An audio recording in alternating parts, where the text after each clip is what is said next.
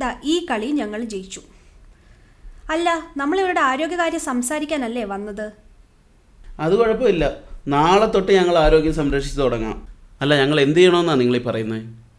അളിയ ഇതൊക്കെ വേണോ അളിയ? ഇപ്പം തന്നെ മര്യാദയ്ക്കൊരു ചായ ഇട്ടതായി. ഇനിയെങ്കിലും ഈ കുണുക്കെടുത്ത് കളയാമോ? പണ്ടൊക്കെ എന്ന് പറഞ്ഞാൽ ആരോഗ്യം സംരക്ഷിക്കാൻ വളരെ എളുപ്പമായിരുന്നു. ലൈഫ് ബോയ് സോപ്പും തേച്ച് കുളിച്ചാൽ മതിയായിരുന്നു. കേട്ടിട്ടില്ലേ? ലൈഫ് ബോയ് എവിടെയോ അവിടെയുണ്ട് ആരോഗ്യം. ഓ, ഒരു തമാശക്കാരൻ വന്നിരിക്കുന്നു. ഒരു നല്ല കാര്യവും ചെയ്യരുത്. ആ രാജീവിൻ്റെ ഉത്സാഹം കൂടെ കളയാതെ വോക്കിങ്ങും ഡയറ്റിങ്ങും യോഗയൊക്കെ നമുക്ക് സ്റ്റാർട്ട് ചെയ്യാം. ഈ ഡയറ്റിംഗ് ഒക്കെ മഹാ തട്ടിപ്പാന്നേ. ഒരാഴ്ച പട്ടിണി കിടന്ന് കഴിയുമ്പോൾ 1 കിലോ കുറയും. അത് കഴിയുമ്പോൾ 4 കിലോ ആയിട്ട് തിരിച്ചിങ്ങ് വരും. അത്ര തന്നെ. നിങ്ങളെല്ലാം ആരോഗ്യത്തെ കുറച്ചുകൂടെ സീരിയസ് ആയി അപ്രോച്ച് ചെയ്യണം. ഒരു ശരാശരി മനുഷ്യൻ്റെ ബ്ലഡ് ഷുഗർ എന്ന് പറയുന്നത് 60-നും 120-നും ഇടയിലായിരിക്കണം. അതുപോലെ ഈ കൊളസ്ട്രോൾ എന്ന് പറയുന്നത് 200 കൂടാൻ പാടില്ല. അത് 240 കൂടുതലാണെങ്കിൽ റിസ്ക്കാണ്. അതുപോലെ അതിലുള്ള LDL എന്ന് പറയുന്ന ചീത്ത കൊളസ്ട്രോൾ അത് 100-ന് താഴെ ആയിരിക്കണം. അതുപോലെ HDL എന്ന് പറയുന്നത് 40 കൂടുതലും ആയിരിക്കണം. അതുപോലെ വേറൊരു സാധനമുണ്ട്, ഈ ട്രൈഗ്ലിസറൈഡ്സ് എന്ന് പറയുന്നത്. അതാണെങ്കിൽ 100-ൽ താഴെ ആയിരിക്കണം. അത് 200-ന് മുകളിലാണെങ്കിൽ റിസ്ക്കാണ്. 500-ന് മുകളിലാണെങ്കിൽ ഭയങ്കര റിസ്ക്കാണ്. അപ്പം നമ്മൾ കാലറി ഇൻടേക്ക് കുറച്ച് കൂടുതൽ വർക്കൗട്ട് ചെയ്ത് കാലറി ബേൺ ചെയ്യണം. സ്വപ്നെ നിർത്തി പറയൂ. നീ ഇങ്ങനെ വലിയ കാര്യങ്ങളൊക്കെ പറഞ്ഞ് മനുഷ്യനെ പേടിപ്പിക്കാതെ ഇതൊക്കെ എങ്ങനെ കൂട്ടാനും കുറയ്ക്കാനും പറ്റുമെന്ന് പറയടി. ഞാനിത് ഓഫീസിലെ ഫ്രണ്ട്സിനോട് ഡിസ്കസ് ചെയ്തു. അവിടെ HR ഡിപ്പാർട്ട്മെൻറ്റിൽ ഒരു ഫ്രണ്ട് പൂനം സിംഗ്, അവർ ഡെവലപ്പ് ചെയ്ത ഒരു ഡയറ്റ് പ്രോഗ്രാമുണ്ട്. ഞാനത് വാങ്ങിച്ചുകൊണ്ട് വന്നിട്ടുണ്ട്. ഞാനത് വായിക്കാം. രാവിലെ 5 മണിക്ക് എഴുന്നേറ്റ് 2 ഗ്ലാസ് വെള്ളം. 2 ഗ്ലാസ് വെള്ളം കൊണ്ട് എന്താവാനാടി? പല്ല് തേയ്ക്കാനും മുഖം കഴുകാനും പോലും തികയില്ല. 2 ഗ്ലാസ് വെള്ളം കുടിക്കുന്ന കാര്യമാണ് പറഞ്ഞത്. അതിനുശേഷം 1 മണിക്കൂർ ജോഗിങ്ങിന് ശേഷം ഫ്രഷ് ജ്യൂസ്. അത് കൊള്ളാം. ജ്യൂസ് എനിക്ക് പണ്ടേ ഇഷ്ടമാണ്. താഴെ പറയുന്നവയിൽ ഏതും ജ്യൂസിനായി ഉപയോഗിക്കാം. ക്യാബേജ്, വഴുതനങ്ങ, വെണ്ടയ്ക്ക, പാവയ്ക്ക, ചേനയോ? വേണേ കുറച്ച് ഉപ്പും ചേർക്കാം. എന്നാൽ പിന്നെ കുറച്ച് കായവും പരിപ്പും മുളക് പൊടിയൊക്കെ ചേർത്ത് തിളപ്പിച്ച് നമുക്കങ്ങ് കഴിക്കാം. സൈഡായിട്ട് ദോശ ഇഡ്ഡലിയും കൂടെ ആവാം. ഒരു തമാശക്കാരൻ സീരിയസ് ആയിട്ടൊരു കാര്യം പറയുമ്പോഴാണ് ഇങ്ങനെ. ബ്രേക്ക്ഫാസ്റ്റിന് 2 ഇഡലി. അത് ആഹാരത്തിന് മുമ്പോ അതോ ശേഷമോ? ദേ, ഞാൻ പറഞ്ഞു കേട്ടോ. കൂടെ മധുരമില്ലാത്ത ഗ്രീൻ ടീ ആകാം.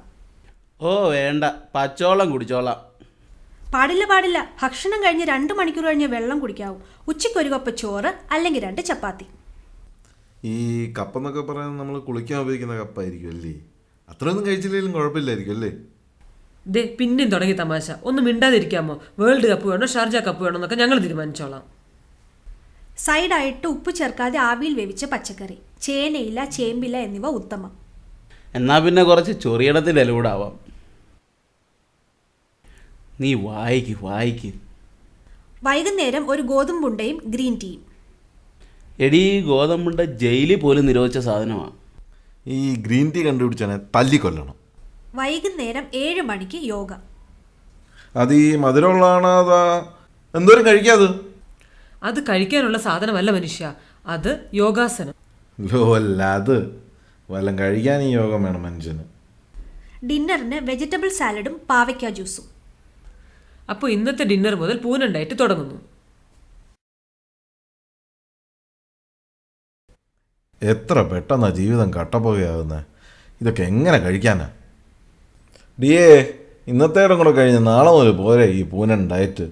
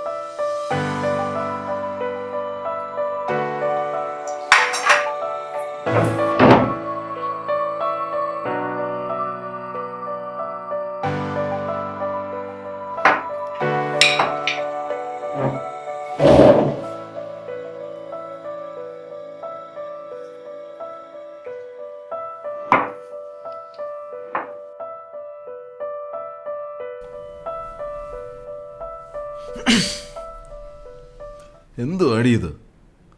കയ്പ് കയറാൻ വല്ലതും ഉണ്ടോ? എടുത്തോണ്ടാ. ഓ, ഞാൻ മറന്നു കേട്ടോ.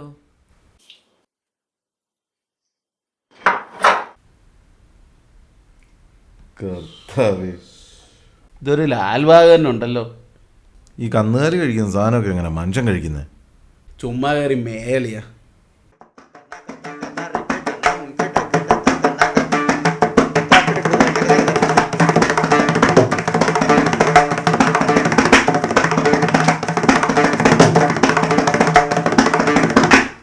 അല്ല, നിങ്ങൾ കൈ എഴുതുന്നില്ലേ? കയ്യിലും വായിലും ഒന്നും പറ്റിയില്ലല്ലോ, പിന്നെ എന്തിനാ കഴുകുന്നത്? ഓ, ഇനി കുറേ നാളത്തേക്ക് കൈ എഴുതേണ്ടി വരുമെന്ന് എനിക്ക് തോന്നുന്നില്ല.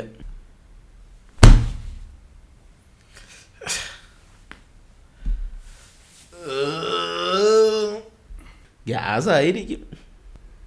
അതെ, നിങ്ങളുടെ കേരള സമാജം മുഴുവൻ തടിയന്മാരാ. എല്ലാരെയും കൂട്ടി രാവിലെ ഒന്ന് നടക്കാൻ നോക്ക്.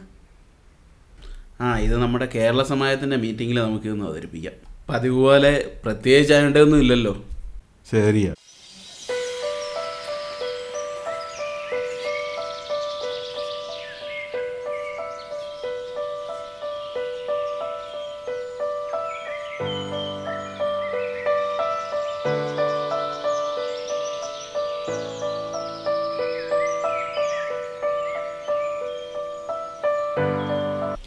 അത് നമ്മുടെ ഓണാഘോഷം ഇങ്ങ് അടുത്ത് കേട്ടോ. നമ്മുടെ ഓണസദ്യയുടെ കാര്യമൊക്കെ എന്നായി? നിങ്ങളേനെ കുറേ കാലമായിട്ട് സാമ്പിൾ സദ്യ ഒന്നും കൊണ്ട് നടന്നിട്ട് കാര്യമില്ല. നമുക്കൊരു തീരുമാനം എടുക്കണം. നിങ്ങൾ ഇപ്പം തന്നെ 10 വന്നിട്ട് സദ്യ ഉണ്ട് കഴിഞ്ഞല്ലോ. നാട് മുഴുവൻ സദ്യ ഉണ്ട് നടക്കുന്നതല്ലാതെ ഏതെങ്കിലും ബുക്ക് ചെയ്യണ്ടേ?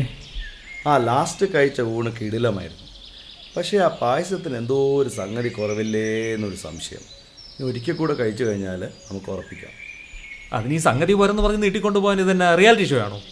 ഓ, ഈ സതീഷിൻ്റെ ഒരു കഷ്ടപ്പാടേ. സദ്യ കൊണ്ടുകൊണ്ട് 4-5 കിലോ അങ്ങ് കൂടി. ബാക്കി ടെസ്റ്റുകളൊക്കെ ഞങ്ങൾ ചെയ്തോളാം. ഇതുകൊള്ള അലകടി. എന്തായാലും അടുത്ത ടെസ്റ്റിങ് നമ്മൾ ഏറ്റു. ഇത്തവണയെങ്കിലും നമ്മുടെ ആ സദ്യക്ക് ആ പോത്തിറച്ചിയുടെ കാര്യം ഒന്ന് പരിഗണിക്കണം കേട്ടോ. എന്നാൽ കുറച്ച് ചാളക്കറിയും കൂടി ആവാം. ഒന്ന് പോടേ.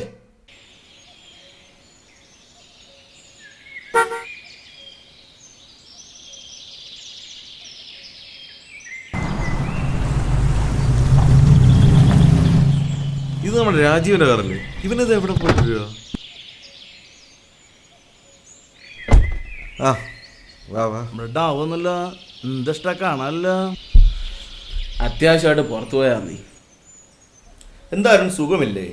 ഈ ഓണസദ്യയുടെ കാര്യം പറഞ്ഞിട്ട് ഒരു സന്തോഷമില്ലാതെ വിജൃംഭിച്ചിരിക്കുന്നത്. ഒന്നും പറയണ്ട മാഷെ. ഇന്നലെ മെഡിക്കൽ ചെക്കപ്പിന്റെ റിസൾട്ട് വന്നേ പിന്നെ പട്ടിണിയാ. ഇനി വല്ല പുല്ലും വെള്ളം നിന്ന് കിടന്നേച്ചാ മതി. ഈ ചെക്കപ്പ് റിസൾട്ടും ഒക്കെ സൈഡ് വരാങ്ങ് പോവും എന്ന് വെച്ച് പട്ടിണി കിടക്കാൻ പറ്റുമോ? എന്തിഷ്ടം ഒരു ആനടഞ്ഞു വെച്ചിട്ട് തൃശ്ശൂരമായിട്ടിരിക്കാൻ പറ്റുമോ? ഇതൊക്കെ അങ്ങനെയാണ് നടക്കും. ഇതാണ് നിങ്ങളുടെയൊക്കെ ഒരു കുഴപ്പം. നമ്മളെല്ലാം ആരോഗ്യത്തെ കുറച്ചുകൂടെ സീരിയസ് ആയി അപ്രോച്ച് ചെയ്യണം. ഫാസ്റ്റിംഗ് ബ്ലഡ് ഷുഗർ 60-നും 120-നും ഇടയിലായിരിക്കണം. അതുപോലെ ടോട്ടൽ കൊളസ്ട്രോൾ 200-ന് മുകളിലാവാൻ പാടില്ല. 240 റിസ്ക്കാണ്. അതുപോലെ ട്രൈഗ്ലിസറൈഡ്സ് അത് 150-ൽ താഴെ ആയിരിക്കണം.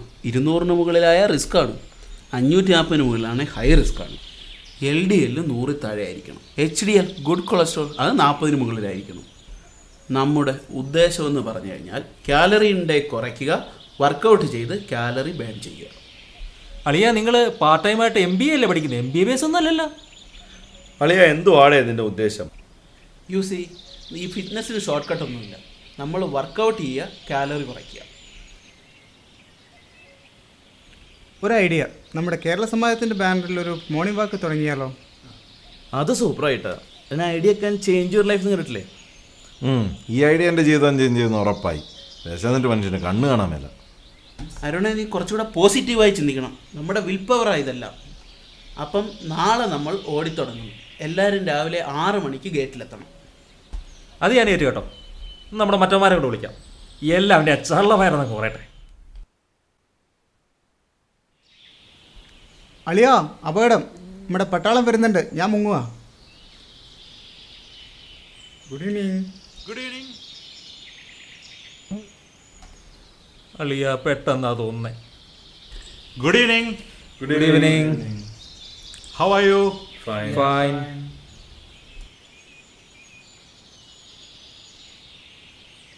അല്ല, പ്രദീപ് എന്താ ഓടുന്നേ?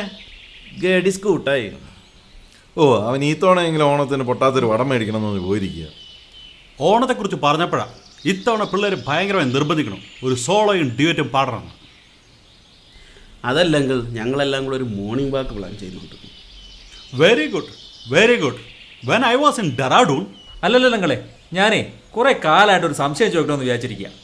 നമ്മളെ ഈ വെടി വെക്കുമ്പോഴേ ഈ തോക്കുന്നം പിടിക്കും എന്തിനാ ഈ ഒരു കണ്ണടയ്ക്കുന്നേ? വിവരക്കേട് പറയാതെ 2 കണ്ണ് ഉടച്ചു പിടിച്ച് എന്താ കാണാൻ പറ്റുക? അതുകൊണ്ടല്ലേ ഒരു കണ്ണ് തുറന്നു പിടിക്കണേ. തോക്കിൻ്റെ കാര്യം പറഞ്ഞപ്പോഴാണ് ഞാൻ പണ്ട് നായാട്ടിൽ ഇന്ത്യ ബർമ ബോർഡറിൽ ഒറ്റയ്ക്ക് പോയി. അവിടെ എത്തിയപ്പോൾ ആ ഘോര വനത്തിൻ്റെ നടുക്ക് ദേ നിൽക്കുന്നു 3 ഒറ്റയാൻ.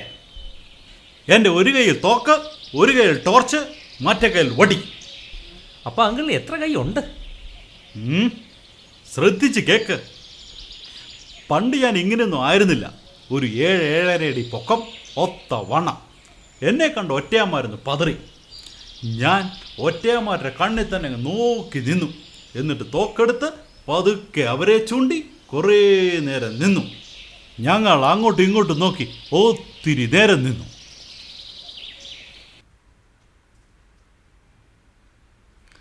ഷടാ, യുമാരവിടെ പോയി?